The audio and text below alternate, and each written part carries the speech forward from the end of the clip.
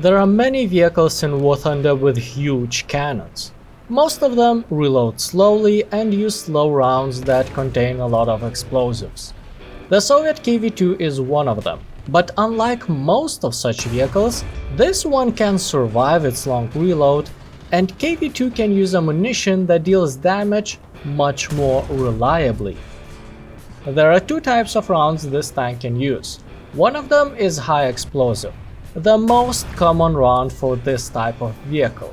It's quite unreliable ammunition for two reasons. First of all, its penetration is strictly limited to what the explosion itself can penetrate, which is usually few times less than armor-piercing ammunition.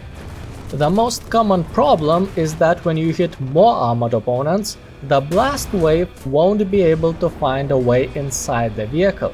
So the explosion can damage tracks, cannon, or opponent's dignity, but none of this is lethal. There will be no harm done to crew members inside the tank. And another reason is that every fence and every tree between you and your target will activate explosive rounds fuse, and it won't even reach the opponent, which can be very annoying on certain maps, especially for tanks without machine guns, like KV-2. But another type of round, armor-piercing high explosive, does not have these issues. Usually there is very little amount of explosives in APHE rounds, but KV-2's anti-concrete shells have over 5 kilograms of TNT inside. It's a little bit less than high explosive round, but with all the benefits APHE round can offer. First of all, the penetration is based on round's kinetic energy, so it can get through up to 95 mm of armor, which is around twice more than the explosion itself can penetrate. At tank's battle rating 3.7, that should be enough for most opponents, and even if that's not enough and the shell cannot penetrate, it still detonates on target's surface, just like a regular explosive round.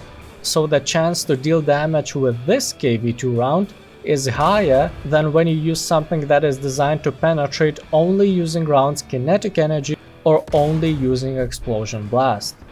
Needless to say that once anti-concrete round gets inside the opponent's tank and 5 kilograms of explosives detonate, that vehicle is instantly sent to War Thunder's heaven, also known as hangar. By the way, do you know how theorists call anti-concrete rounds? Abstract. Additionally, various obstacles on projectile's way will no longer be a problem, since the round's fuse is not so sensitive and you can shoot through them. Of course, the same applies to opponents when you want the round to explode, but they simply don't have enough armor to activate the fuse. But first of all, majority of trucks are on the Soviet side, so you won't meet such vehicles very often, and even if you do, there is a chance that the round will hit a cannon breach or engine or ground nearby, which can also detonate the round. And now, when you think that this anti-concrete round is so cool and awesome, I would love to disappoint you that KV-2 has a very long reload, 33.3 seconds, with aced crew. Trust me, you don't want those loaders to be knocked out. Most of the time you don't fight when playing KV-2, most of the time you reload. After firing the cannon, and of course one-shotting an opponent, you don't want to rush forward, there might be more enemies. You want to reload first, to be prepared for them. So you are standing behind cover, reloading, and by the time reload finishes, there is another opponent waiting to be destroyed. Sometimes I've spent a whole battle hiding behind the same building and reloading. The biggest downside of such a long reload is that KV-2 is dependent on allies. It has to stay behind them and support with firepower. Otherwise, if you miss your shot, or even worse, if you face a couple of opponents at once, they will have plenty of time to deal with you. Whenever the round is not loaded into that huge cannon, the KV-2 is absolutely harmless. There were many cases when I couldn't do anything, just reloading, and teammates were the only people I could count on. Luckily, this tank is surprisingly good at surviving until help arrives, even if in general it's widely popular to blame teammates for lack of cooperation. When playing with KV-2, very often I was able to survive long enough to get help from allies. Crew members are separated in two groups, 2 in the hull and 4 in quite a big turret. Even APHE rounds that hit the crew compartment usually don't have that much power to knock out all of them at once. And another reason is that this tank is not so easy to penetrate in the first place. It's a heavy tank after all. It has at least 70 mm of armor all around the vehicle. Some of those plates are even sloped. I even survived bombs right next to me a couple of times. So considering that you can angle the hull to increase protection even more, some opponents will find it very difficult to penetrate this tank.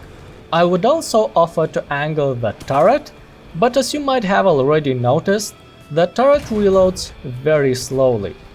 Very slowly. Up to 6 degrees per second. It's 1 minute to do a full circle around with aced crew. It feels like the same crew member who is responsible for very slow reload is also doing the turret rotation thing. Such rotation is especially dangerous when opponents appear from a direction you don't expect them to be. Then you will have to rotate the whole tank to speed up the process of pointing the cannon towards the opponent, which is not always possible because transmission and engine can be damaged. Maybe it's not as bad as it could be when playing SPGs with fixed cannon, but still KV-2 is vulnerable to flanking. Cannon's depression, unsurprisingly for a Soviet vehicle, is only 5 degrees. It's somewhat acceptable, but you will have to pay more attention to various hills to avoid positioning the vehicle in a way that would not allow you to aim at opponents.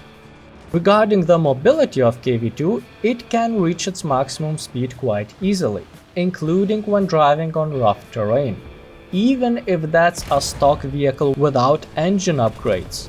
The problem is that there is not that much room to accelerate, because the speed limit is only 34 kph. You cannot move any faster than that anyway.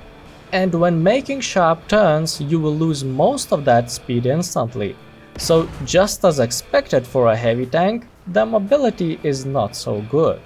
The reverse is 6 kph, which is somewhat average among most of the tanks you will see in battles. But considering how often you will be reversing to hide back behind cover for reloads, it might feel slower than it actually is. In arcade, the tank becomes significantly more mobile and turret rotation becomes acceptable. But that doesn't really change the gameplay too much. You will stand behind cover and reload. Opponents will also take cover. They will peek out just to fire the cannon and then quickly hide again. So the window of opportunity when you can't shoot them becomes shorter.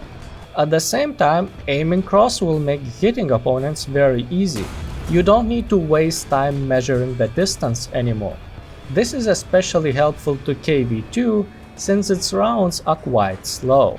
But that doesn't mean that you will easily one-shot everything. There will be more heavy tanks in arcade, so your rounds will fail to penetrate opponents more often. So in general, considering how quickly the situation in this game mode changes, I don't think a vehicle with 33 seconds reload is worth it. KV-2 is a fun tank, though it's only effective in a very specific role, following allies and helping them with firepower. The tank is not suitable to flank or capture points when you want to be able to quickly react to changing conditions. I would rate it 6 abstract rounds out of 10. Its performance is good and you will get many frags, but the tank's performance is not only destroying other vehicles, It also needs to be able to get to the other side of the map before battle finishes. Sometimes tanks need to engage multiple opponents and be able to fight alone when there are no allies nearby.